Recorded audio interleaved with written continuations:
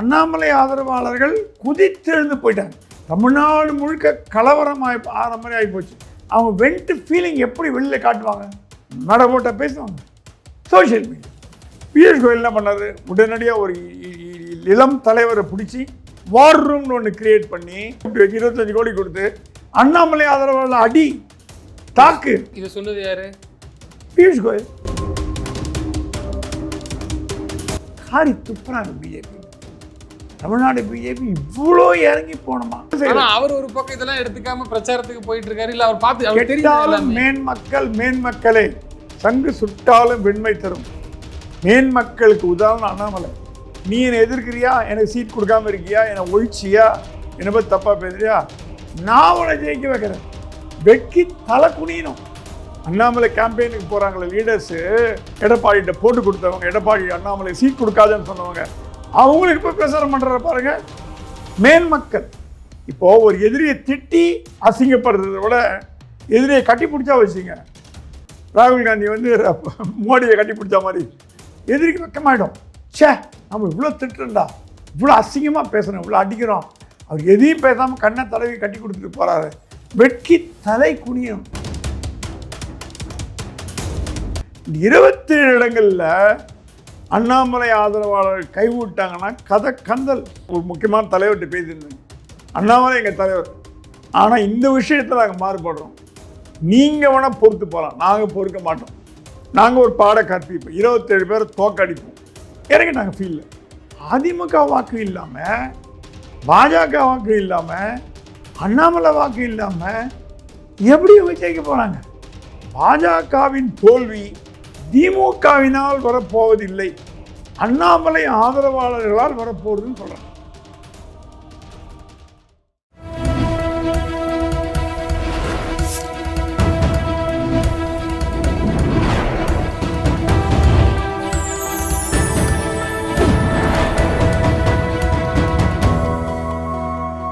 Channel 5 Tamil நேயர்களுக்கு வணக்கம். இன்றைய நேர்காணலில் நம்மோடு பேச இருப்பது மூத்த பத்திரிகையாளர் பிரகாஷ் எம் சுவாமி அவர்கள். சார் வணக்கம். சார் வணக்கம். சார், தேர்தல் ரொம்ப கிட்ட நெருங்கிடுச்சு, பிரச்சாரமும் சூடு பிடிக்க தொடங்கிட்டு, திரு அண்ணாமலை அவர்கள் குறிப்பாக பாஜக வேட்பாளர்களுக்குலாம் ஆக்டிவாக பிரச்சாரம் செய்ய ஆரம்பிச்சிட்டாங்க. எப்படி பார்க்குறீங்க? அண்ணாமலை பிரச்சாரத்தை துவங்கி பாண்டிச்சேரியில் முதல்ல ஒரு கட்டம் ரெண்டு கட்டமாக முடிச்சிட்டாரு. பாண்டிச்சேரியில் ஏகப்பட்ட வரவேற்பு இருக்குது.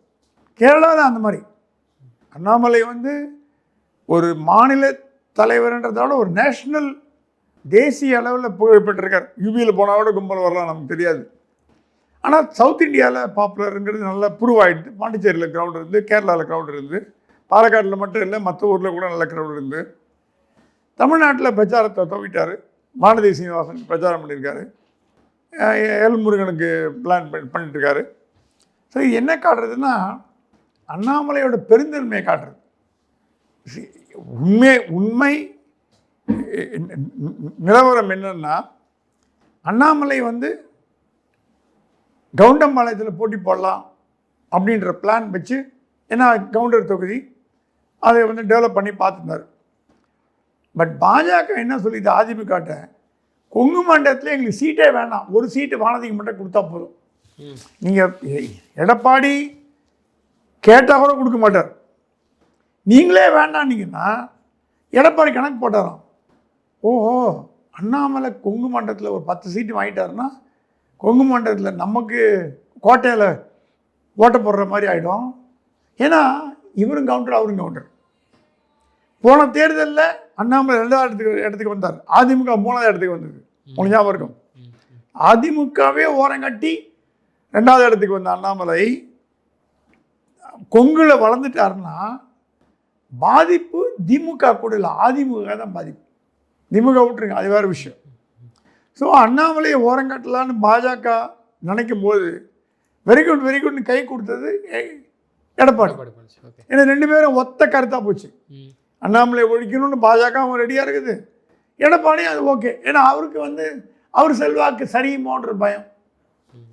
ஸோ என்ன பண்ண, ஒரே ஒரு சீட்டு மட்டும் கொடுத்துட்டாங்க, கவுண்டமலை இல்லைன்ட்டாங்க. அப்புறம் நீங்கள் வந்து மொளக்குறிச்சியில் போடுங்க, அங்கே போடுங்க, இங்கே போடுங்கன்னா அதெல்லாம் வேலைக்கு ஆகாது. ஸோ அண்ணாமலைக்கு மட்டும் கொடுத்து, அண்ணாமலை கடைசியாக சொன்னாங்க, எனக்கு கொடுக்காதீங்க பரவாயில்ல, என்னோடய ஆதரவாளர்கள் அமர் பிரசாத் ரெட்டி, அஸ்வத்தாமன்லாம் எவ்வளோ ஒர்க் பண்ணியிருக்காரு தெரியுமா உங்களுக்கு? அவ்வளோ கஷ்டப்பட்டு 2 வருஷமாக. இல்லை, அஸ்வத்தாமன் அவர்களை பொறுத்த வரைக்கும் எல்லாத்துக்குமே தெரியும், நல்லா பேசக்கூடியவர்கள், நல்லா திறமையான பாஜக தமிழ்நாட்டை சேர்ந்தவர் ஒருத்தர், அவரும் ஒருத்தர். அவர் வந்து தெளிவான ஒரு மூமெண்ட்டில் இருக்கார். எனக்கும் பார்லிமெண்ட் தான். இல்லை, அவர் அசம்பிளிக்கு ஒர்க் பண்ணார், பார்லிமெண்ட்டில் கேட்டார், அவர் ஆசைப்பட்டு கேட்டார் அப்ளிகேஷன் போட்டார். அவர் வந்து இப்போ அமர் பிரசாத் ரெட்டியோ அஸ்வத்தாமனோ இப்போ நீங்கள் போட்டிருக்கிற கேண்டிடேட்டுக்கு எந்த வீட்டிலும் குறைந்தவர்கள் இல்லை, அவங்களோட கம்மியில், அவங்களோட அதிகம். ப்ரொஃபஸர் சீனிவாசன் ஈக்குவலாக சொல்ல முடியாது, பேராசிரியர் சீனிவாசன் அறிவுஜீவி, அவருக்கு அடுத்தபடியாக இவங்க ஓரங்கட்டப்பட்டதுக்கு முதல் காரணமே அண்ணாமலை ஆதரவாளர்கள் என்பதால் ஓரங்கட்டப்பட்டார். அண்ணாமலை சொன்னால் எனக்கு கொடுக்காட்டு அவங்க 2 பேராக இருக்கா, 2 பேர் கொடுங்கன்னா அதுவும் இப்போ சில பேர் தப்பாக நினைக்கிறேன், வினோத் செல்வம், எல்ஜே சூர்யா அண்ணாமலை ஆதரவாளர்கள்னு. ஒரு காலத்தில் அண்ணாமலை ஆதரவாளர்கள், இப்போ அண்ணாமலை ஆதரவாளர்கள் இல்லை. அவங்க வினோத் பி செல்வமும் எஸ்ஜி சூர்யா அண்ணாமலை ஆதரவாளர்கள் இல்லை. அவங்க வேறு ட்ராக்கில் போயிட்டு தெரிஞ்சு போச்சு, அண்ணாமலை வேலையாகும் தெரிஞ்சு போச்சு. ஆனால் அண்ணாமலையோடு இன்னும் கூட பயணிக்கிறது அஸ்வத்தாமன், அமர் பிரசாத் ரெட்டி போன்றவர்கள் மட்டும்தான் இருக்காங்க. எஸ்ஆர் சேகர் அவங்களாம் தான் இருக்காங்க. எஸ்ஆர் சேகருக்கு சந்தோஷ்ஜி கோர் கமிட்டி மீட்டிங்லேயே சொன்னார், சேகர்ஜிக்கு ஒரு கண்டஸ்டிங் கோயம்புத்தூர்னு சொல்லிட்டு போயிட்டார். சந்தோஷியோட பேச்சு கூட மதிப்பு இல்லைன்னா இப்போ என்ன தமிழ்நாடு பாஜக நடக்குது? எஸ்ஆர் சேகர் வருத்தப்பட்டு இல்லை ஃபேஸ்புக்கில் சோக கதை சொந்த கதை சோக கதைலாம் போட்டுக்கிறார். இப்போ காங்கிரஸ்லேயும் பிஜேபிலையும் சீட் கிடைக்காதவங்களாம் சோக கதை எழுத ஆரம்பிச்சிட்டாங்க. அந்த ஞானி அப்படி இருந்தார், முனிவர் அப்படி இருந்தார், டெக்ஸஸ் நாராயணன் அப்படி தான் எழுதினார், அமெரிக்கன் நாராயணன். அவர் கட்சி உள்ளே வந்துட்டார், எடுத்து போய். ஸோ வெளியில் வர முடியாதவங்களாம் வருத்தப்பட்டு இப்போ ராமசுகந்தன் சீட்டு கட்டி இல்லை காங்கிரஸில், அந்த மாதிரி இங்கே வந்து எஸ்ஆர் சேகர் இவங்களாம் மனசு வருத்தப்பட்டு எழுதிட்டு வர்றாங்க. ஸோ என்ன ஆகிப்போச்சு, அண்ணாமலை ஆதரவாளர்கள் குதித்தெழுந்து போயிட்டாங்க. தமிழ்நாடு முழுக்க கலவரம் ஆகிற மாதிரி ஆகிப்போச்சு. அவங்க வென்ட்டு ஃபீலிங் எப்படி வெளியில் காட்டுவாங்க? மேடை போட்டால் பேசுவாங்க. Social media, Facebook, Twitter, Instagram எல்லாத்துலேயும் போட்டு கிழிச்ச உடனே டெல்லி வரைக்கும் போயிட்டு இந்த மேட்டர்.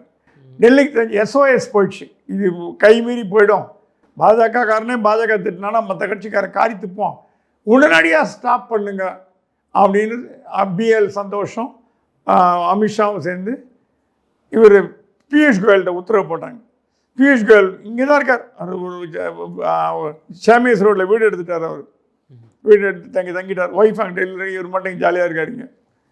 ஸோ என்ன ஆகி போச்சுன்னா, பியூஷ் கோயல் என்ன பண்ணார், உடனடியாக ஒரு இளம் தலைவரை பிடிச்சி ஆக்சுவலாக சோஷியல் மீடியாவை பாஜக பண்ணுறது பாலாஜின்ற ஒரு இளைஞர், அவர் தான் சோஷியல் மீடியா இன்சார்ஜ். அவரை விட்டுட்டு வார் ரூம்னு ஒன்று கிரியேட் பண்ணி இந்த யங் லீடர்னு சொல்கிறாங்க, லீடர்னு கூட தெரியல, லீடரை கூப்பிட்டு வச்சு 25 கோடி கொடுத்து அண்ணாமலை ஆதரவாளர் அடி தாக்கு. இதை சொன்னது யாரு? பியூஷ் கோயல். பணம் கொடுத்து அவர் தானே. பாஜகலேயே அண்ணாமலைக்கு எதிராக ஆள் செட் பண்ணி சோஷியல் மீடியாவில் அண்ணாமலை ஆதரவாளர் அடிக்க பார்க்குறாங்க. அடிக்கணும், கேவலப்படுத்த வேண்டியது. எனக்கு என்ன ஆகி போச்சுன்னா, சோஷியல் மீடியாவில் அண்ணாமலை ஆதரவாளர்கள் பாஜக தலைமையை தாக்கி எழுதுறத முட்டு கொடுக்கறதுக்கு ஆள் இல்லாமல் போச்சு. அண்ணாமலை ஆதரவு இல்லாத பாஜக தலைவர்கள்லாம் நமக்கே வம்புன்னு போயிட்டான். ஸோ எங்கே பார்த்தாலும் எல்முருகனை தாக்கி, தமிழிசையை தாக்கி, வானதியை தாக்கி 90% ஆஃப் பாஜகவினர் பாஜக தலைமையை தாக்க தொடங்கிட்டாங்க. இது டேஞ்சராக போச்சு, முதல்கே மோசமாகி போச்சு. பாஜக திட்டுனா காரி துப்புறாங்களே தானுங்க. ஸோ கட்சி காலியாக போயிடுன்னு சொல்லிட்டு சந்தோஷி உடனடியாக பியூஷ் கோயல் அமைச்சு 25 கோடி கொடுத்து ஒரு 200 பேர் வேலைக்கு எடுத்து 50 கம்ப்யூட்டர் 100 கம்ப்யூட்டரை போட்டு அந்த 25 கோடியில் அந்த இளைஞர் ஒரு 10 கோடி சாப்பிட்டார். அது வேறு விஷயம். சாப்பிட்டாங்களா இல்லை ஷேர் பண்ணிக்கினாங்களான்னு தெரில, அது என்னன்னு தெரில. அண்ணாமலைக்கு எதிராக தாக்கிறதுக்கு, அண்ணாமலை ஆதரவாளர்களை தாக்குவதற்கும், அண்ணாமலையை தாக்குவதற்கும், இப் நஸ்ரி அண்ணாமலையை தாக்குவதற்கும் பாஜகவினால் உருக்கப்பட்ட டீமுக்கு தலைவர், ஒரு இளம் தலைவரை நியமித்தது பியூஷ் கோயல்.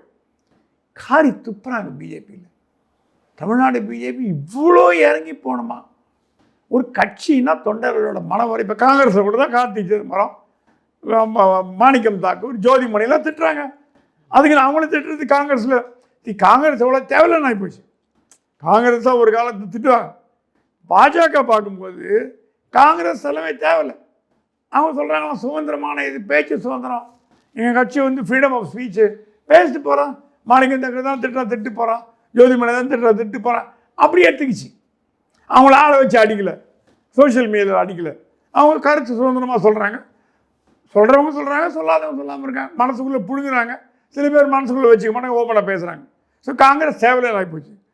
அண்ணாமலையை அழிப்பதற்கு பாஜகவின் பணத்தை பயன்படுத்தி அண்ணாமலையை பற்றி தாறுமாற அலைஞ்ச வாங்குறாரு, பில்டிங் கட்டுறாரு, பெங்களூர் வீடு கட்டுறாரு, அதெல்லாம் அது மாதிரி எழுதுறதுக்கும், இதே எங்கேருந்து அங்கெங்கெல்லாம் திருடி அண்ணாமலையை பற்றி என்ன தப்பு பண்ணான்ற பற்றி எழுதும், அண்ணாமலை புகழை குறைக்கவும், டேமேஜ் பண்ணவும், அவர் செல்வாக்கை குறைக்கவும், பாஜகவிலே தலைவர்கள்லேயே அமைச்சர்களே ஈடுபடும் பொழுது இந்த கட்சி எங்கே உருப்பணும்னு நினச்சிட்டு இருக்கீங்க நீங்கள்?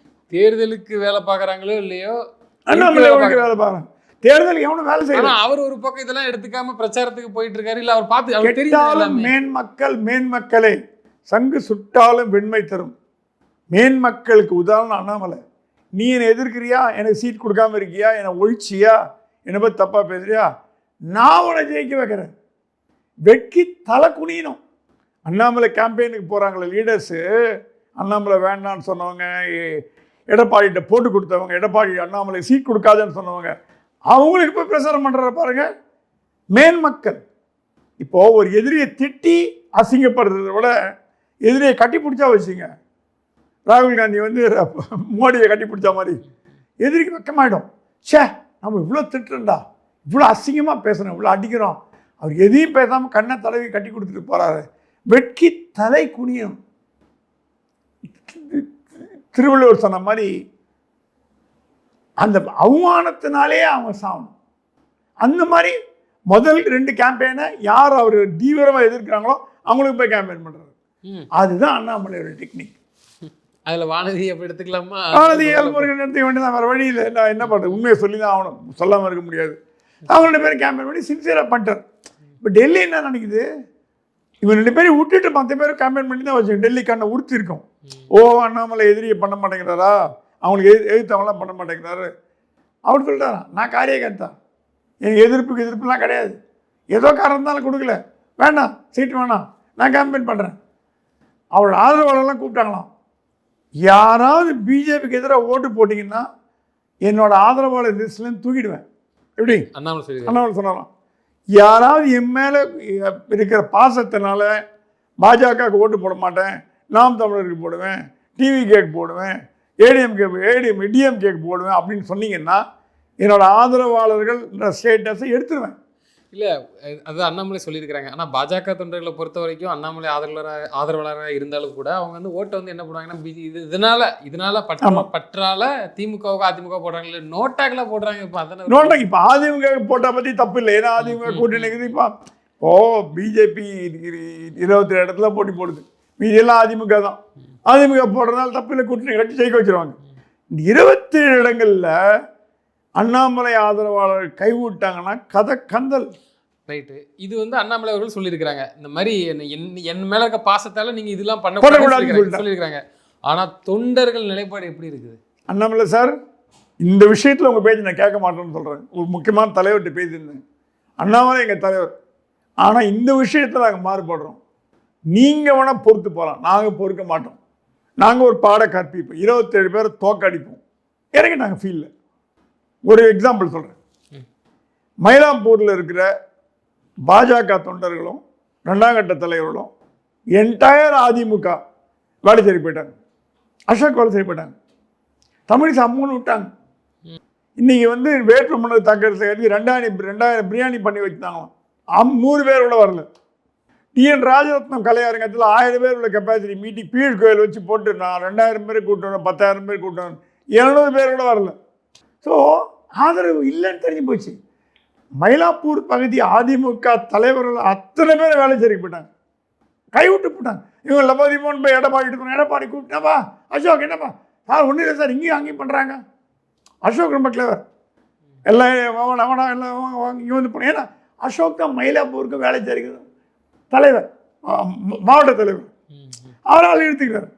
இப்போ கோயந்தா அதிமுக வாக்கு இல்லாமல், பாஜக வாக்கு இல்லாமல், அண்ணாமலை வாக்கு இல்லாமல் எப்படி இவங்க ஜெயிக்க போகிறாங்க?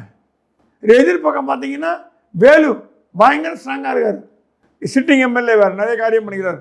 இந்த பக்கம் பார்த்தீங்கன்னா வெங்கட்ராம் ஒரு ஐயர் தாவைக்கால, நாம் தமிழரில் 600 ஐயர் ஓட்டெல்லாம் பிரிப்பான்.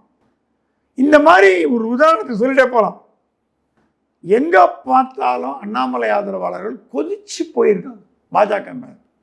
பாஜகவின் தோல்வி திமுகவினால் வரப்போவதில்லை, அண்ணாமலை ஆதரவாளர்களால் வரப்போகுதுன்னு சொல்கிறாங்க. நிச்சயமா சார். அந்த கேட்டகரியில் வந்து தமிழிசையோ, இப்போ தமிழிசை இருக்கிறாங்கிற மாதிரி பேசுகிறீங்க, சொல்கிறீங்க ஆதரவாளர் போகலை அப்படின்ட்டு. அதில் வானதி சீனிவாசன் அம்மையார் இருக்காங்களா, எல்முருகன் இருக்காங்களா? அந்த டிஸ்ட்ரிக்ட்லேருந்து எல்முருகன் வந்து தோக்கிறது உறுதின்னு சொல்லிட்டாங்களே. ஏன்னா அருந்ததியர்கிட்ட பெரிய சப்போர்ட் ஒன்றும் இருக்க மாதிரி தெரியல அவருக்கு. அவரால் இன்னும் அருந்ததியர் வாக்கெல்லாம் கொண்டு வர. கிருஷ்ணசாமி மாதிரி தலைவர் இருந்தாங்கன்னா, டாக்டர் கிருஷ்ணசாமி மாதிரி புதிய தமிழகம் அவங்க கொண்டாந்துருக்கலாம். இவருக்கு ஒன்றும் அந்த அளவுக்கு செல்வாக்கு இருக்க மாதிரி தெரியல. வானதி சீனிவாசன், வானதி ஏதோ கேம்பெயின் பண்ணுறாங்க. அவங்க என்ன எப்படி என்ன அவங்களுக்குன்னு ஒரு பரிவாரம் இருக்குது. வானதி குறைச்சி மதிப்பு போட முடியாது. வானதி நீங்கள் குறைச்சி மதிப்பு போடல. அவங்களும் ஒரு தலைவர், இவ்வளோ வருஷமாக இருந்திருக்காங்க. நல்லதோ கேட்டதோ நான் தொகுதி இப்போ சவுத்தில் எம்எல்ஏ இருந்திருக்காங்க, ஏதோ சாதிச்சிருக்காங்க. ஸோ அவங்க தோற்றுருவாங்கன்னு அடித்து தமிழிசை மாதிரி எல்முருகன் மாதிரி அடித்து கூற தயாராக இல்லை. ஜெயிக்கிறதுக்கு வாய்ப்பு இருக்குது. காலம் மைனர் வாக்கில் ஜெயிக்கலாம், வாய்ப்பு இருக்குது. ஆனால் அவங்க அண்ணாமலை ஓட்டை நம்பியிருக்காங்களான்னு கேட்டிங்கன்னா, கோயம்புத்தூரில் அண்ணாமலை ஆதரவாளர் அதிகம். ஏன்னா அவங்களோட பெல்ட். அதனால தான் கேட்குறேன், ஒருவேளை அது யாராக இருந்தால் என்ன, என் தலைவருக்கு எதிராக நான் செயல்படும் போது நான் தேர்தலில் சம்பவம் செய்வோம் அப்படிங்கிறதுல வந்து வானதி சீனிவாசன் சம்பவம் செய்வோம்னு செஞ்சால் தோற்று போயிடுவாங்க. இல்லை அண்ணாமலை பேச்சு கேட்டு வானதியே அண்ணாமலைக்கு வானதி கேம்பெயின் பண்ணும்போது இந்த வாண்டடா பேர்னுக்கிட்டு அண்ணாமலை அவர்கள் போட்டி போடணும், அண்ணாமலை வரணும், அண்ணாமலை அவர்கள் இன்னைக்கு ஃபுல்லாக அண்ணாமலை தான். அண்ணாமலை போன வாரம் என்ன சொன்னாங்க, அண்ணாமலை பேர் லிஸ்ட்டில் இல்லை, பிரதமர் வந்து போகுதுன்னாங்க. வழி அந்த வரவேற்பு குழுவில் அப்புறம் லிஸ்ட் எடுத்து போட்டு அண்ணாமலை பேர் அண்ணாமலை இருந்து வரலன்னு சொன்னாங்க வானதி. லிஸ்ட் எடுத்து போட்டவொடனே உண்மை தெரிஞ்சு போச்சு. அண்ணாமலை ஆதரவுனா கொஞ்சம் சேர்ந்து போயிட்டாங்க. அப்படிப்பட்ட வானதி அக்காவுக்கு அண்ணாமலை போய் கேம்பெயின் பண்ணுறாருன்னா அது அண்ணாமலையோட பெருந்தன்மை காட்டுறது. பேர் இருக்கு வரலன்னு சொன்னவங்க பேர் இல்லைன்னு ப்ரூவ் பண்ணி காமிச்சிட்டாங்க. அவரோட ஆர்மி, அண்ணாமலை ஆர்மி ப்ரூவ் பண்ணி காமிச்சிச்சு. அப்புறம் கூட மனசில் வச்சுக்காம போய் பண்ணால் பெருந்தன்மை காட்டுது. ஸோ ஆனால் வானதியை ஜெயிப்பாங்களா மாட்டாங்களா நம்ம இங்கேருந்து கட்டியும் கூற முடியாது. ஜெயிப்புறதுக்கு வாய்க்கு இருக்கலாம், எப்படி பண்ணுவாங்கன்னு தெரியாது. ஆனால் மற்ற இடங்கள்லாம் விஜயதாரணி வாய்ப்பு இருக்குன்னு சொல்கிறாங்க, காந்தி வாய்ப்பு இருக்குன்றாங்க, பேராசிரியர் சீனிவாசனுக்கு ஓரளவுக்கு வாய்ப்பு இருக்குன்றாங்க, வானதிக்கு வாய்ப்பு இருக்குன்றாங்க. நயனார்லாம் காலி. ஏன்னா சாத்தூரில் திருநெல்வேலியில் போட்டி போட்டிருந்தாலும் அது வாய்ப்பு இருக்குது, டஃப்பாக. சாத்தூரில் எப்படிங்க ஜெயிக்க முடியும்? தலைவரே தோற்று போயிட்டாங்க, கதை என்ன சார்? இல்லை நீங்கள் டிஎம்கே மந்திரிகளை எதிர்த்து எப்படி நீங்கள் போட்டி போட்டு நீங்கள் சீனிவாசனா காமராஜ் தோக்கடிக்கிறதுக்கு? இல்லை இல்லை அந்த நயனானிக்கு தொகுதியில் அமைச்சராக நிற்கிற திமுக. இல்லை நான் என்ன சொல்கிறேன், ஸ்ட்ராங் கேண்டிடேட். இப்போ திருச்செந்தூரில் அனிதா ராதாகிருஷ்ணன் யாராவது ஜெயிக்க முடியுமா? அங்கே ராமச்சந்திரன் ஒரு டம்மி கேண்டிடேட் போட்டுக்கிறீங்க.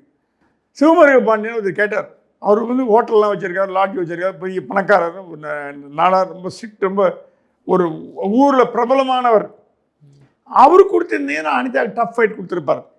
அவர் பொன்னார் வந்து ஏதோ பிரச்சனை இல்லை, அவர் வந்து காலி பண்ணிட்டு ராமச்சந்திரன் கொடுத்தீங்க. இவர் மேலே கோர்ட்டு கேஸ்லாம் இருக்குது, இப்போ கிரிமினல் கேஸ்லாம் இருக்குது. இப்போ முடிவு தெரிந்து போச்சு. ஒரு 15 திமுக அமைச்சர்கள், 30-40 திமுக எம்எல்ஏக்கள் தொகுதி பக்கமே போகிறதில்ல. ஏன்னா ஜெயிக்கிறோம் தெரிஞ்சு போச்சு. ஏன் போகலன்னா போகக்கூடாதுங்கிறது இல்லை, கண்டிப்பாக ஜெயிக்கணும், உறுதியாக ஜெயிக்கணும். இப்போ ஸ்டாலின்லாம் கேம்பெயின் பண்ணியே ஜெயிப்பார், உதயநிதி கேம்பெயின் பண்ணி ஜெயிக்க போகிறது. அந்த கேட்டகிரி ஸ்டாலின் உதயநிதி கேட்டகிரியில் ஒரு 10 அமைச்சர் வந்துட்டாங்க, ஒரு 20-25 எம்எல்ஏ வந்துட்டாங்க. ஏன்னா எதிராணி காலி. இப்போ திருவிழாப்பள்ளி ஏவேவேலு சொல்கிறாராம், படுத்துக்கொண்டே ஜெயிப்பேன்றாராம். ஏழ்மலை அவர் ஏற்றி பிஜேபி, டிஎம்கேலேருந்து பிஜேபிக்கு வந்த ஆள் கூப்பிட்டாராம், நயனார் ஏவேவேலு அஸ்வத்தாமன்லாம் போடாதீங்க, நம்ம ஏழ்மலை போட்டுருங்க. ஓகே ஐயா போட்டுறேன் ஐயா, அவங்க என்ன செலவெல்லாம் நான் பார்த்துக்கிறேன், எல்லாம் உங்களுக்கு கொடுக்குறேன், கட்சிக்கும் கொடுக்குறேன், நிதியும் கொடுக்குறேன், எல்லாம் கொடுக்குறேன், ஏழுமலை போட்டுருங்க. ஏழுமலை யாராகிட்ட சொன்னாங்க ஏழுமலை கேண்டிடேட், நான் சொன்னேன் அதெல்லாம் சொல்லாதீங்க, ஏழுமலைலாம் போட மாட்டாங்க, அங்கே அஸ்வத்தாமன் தான் இங்கே கஷ்டப்பட்டு ஒர்க் பண்ணியிருக்காரு.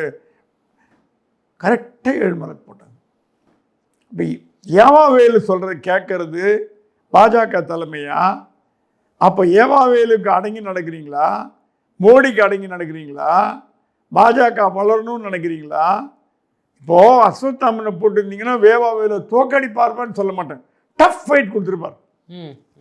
இப்போது பாஜக வேட்பாளர்கள் டஃப் ஃபைட் கொடுப்பாங்க. அந்த டஃப் ஃபைட் கொடுத்தா கூட எப்படி போன வாட்டி வானதி வந்து கமல்ஹாசனை வந்து அப்படியே முழுகடிச்சு அவன் திக்கி தள்ளி தான் கமல்ஹாசன் தோற்று போனார். கமல்ஹாசனே தோக்கடிச்சாங்க. அந்த மாதிரி வேவாவேலுக்கு டஃப் ஃபைட் கொடுத்தா கூட அடுத்த வாட்டி ஏன்னா நம்ம யோசிக்க தோணும். நீங்கள் இப்படி சொல்றதை பார்த்தா 27 பெரிய டவுட்டுங்கிற மாதிரிலாம் இருக்கு. 25 காலி, 25 காலி, 25 காலி, 24, 25 காலி, 27 காலியானாலும் ஆச்சரியப்படுறதுக்கு ஒன்றும் இல்லை. 27 காலியானாலும் சொல்ல முடியாது. வாஷ் அவுட் ஆகிடும். நின்று தோத்து போயிட்டு அப்படின்னு ஆச்சரியப்படுத்துங்க வேலையை.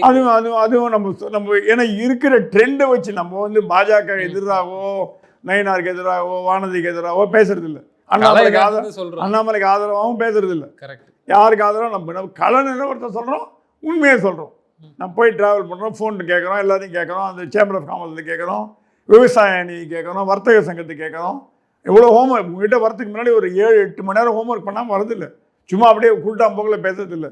ஒரு 100 ஃபோன் கால் பண்ணியிருப்பேன். இப்போ ஒரு அவினாஷியில் இருக்கிற என் ஃப்ரெண்ட்ஸுக்கெல்லாம் ஃபோன் பண்ணுவேன், பத்திரிக்கையாரெல்லாம் ஃபோன் பண்ணுவேன்.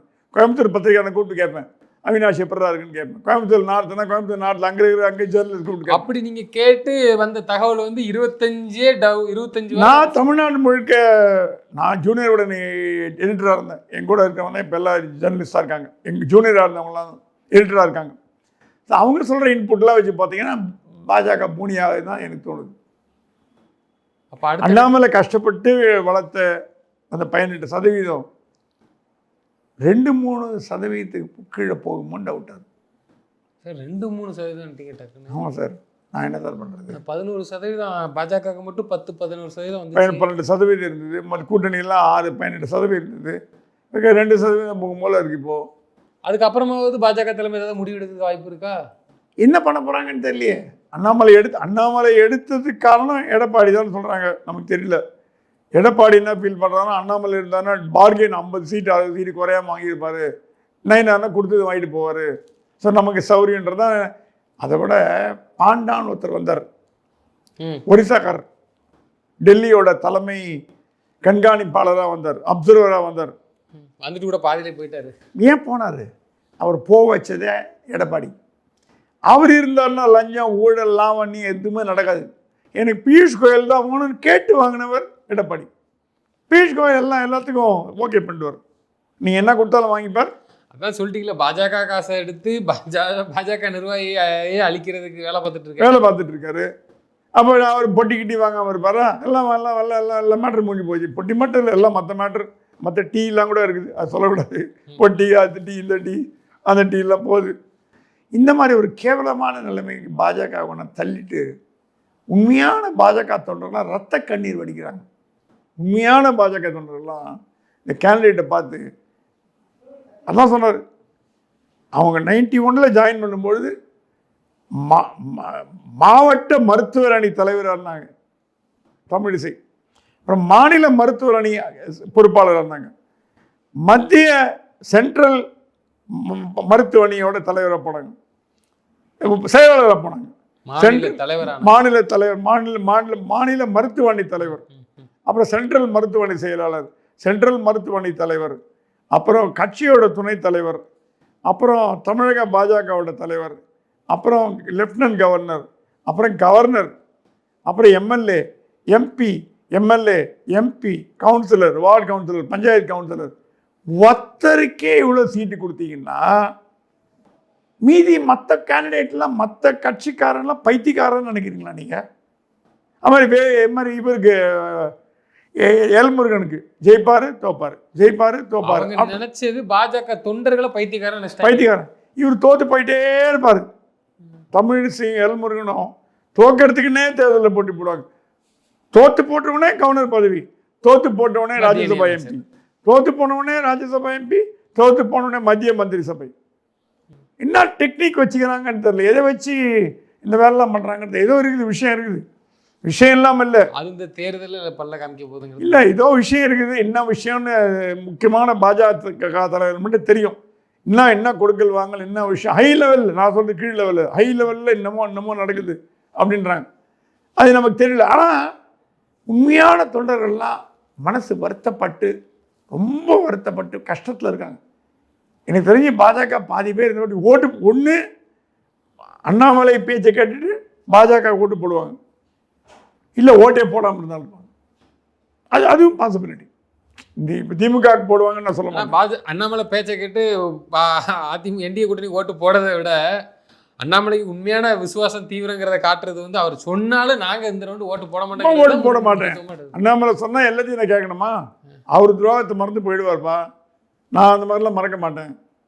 இல்லை, அவன் தானே தொண்டை. முடக்குறிச்சியில் மாமியார் மேலே மருமகளை கொடுக்குறீங்க, என்ன வேடிக்கை எல்லாம் பண்ணுறீங்க? அப்பா பிள்ளை விபி துரைசாமி பையன் டாக்டரு, குடும்ப கட்சியாக போச்சு இது. நீங்கள் எப்படி ஸ்டாலினை வந்து வாரிசு அரசியல்னு பேசுவீங்க? இல்லை, அது கூட மாநில கட்சி குடும்ப வாரிசு அரசியலாக போயிடுச்சு. இது திராவிட, இது நேஷனல் பார்ட்டி, இது பிஜேபி. அதையே இப்படி தன்வசப்படுத்திக்கிட்டு நான் போட்ட ஆள் ஈஸியாக முடிச்சுட்டு அப்படி அவ்வளோதான். இப்போ நயினார் பையன் நயினார் பாலாஜி தான் ஆளினால். நயினார் பாலாஜி தமிழ்நாடு பிஜேபியை கண்ட்ரோலில் வச்சிருக்காரு. அவருக்கு என்ன தெரியும், எனக்கு புரியல. எந்த கலந்து என்ன தெரியும் தெரியாதுங்கிறது வேற விஷயம். தலைவரோட பையன் பட்டத்து இளவரசர், அவர் சொல்லப்படி எல்லா தலைவரும் சொல்லப்படி தான் கேட்குறாங்க. அவர் வச்சதுதான் சட்டம். அப்பா கேட்டு சொல்கிறேன், அப்பா சொல்லிட்டாருப்பா, முடிச்சிருக்குப்பா, டன், குடுக்கல் வாங்கல் போகிறது வர்றது எல்லாம். ஸோ ஒரு அழிவு பாதையை நோக்கி தமிழக பாஜக போகிறதான்னு கேட்டிங்கன்னா அப்படி தான் எனக்கு தோன்றதுன்னு நான் நினைக்கிறேன். நிச்சயமாக சார், அது ரொம்ப ஸ்பீடாக போகிறதான்னு கேட்டிங்கன்னா அது ரொம்ப ஸ்பீடாக போயிட்டு இருக்குங்கிறது தான் தெரிய வருது. தொடர்ந்து தங்களது கருத்துக்களை பகிர்ந்தமைக்கு நன்றி சார். நன்றி.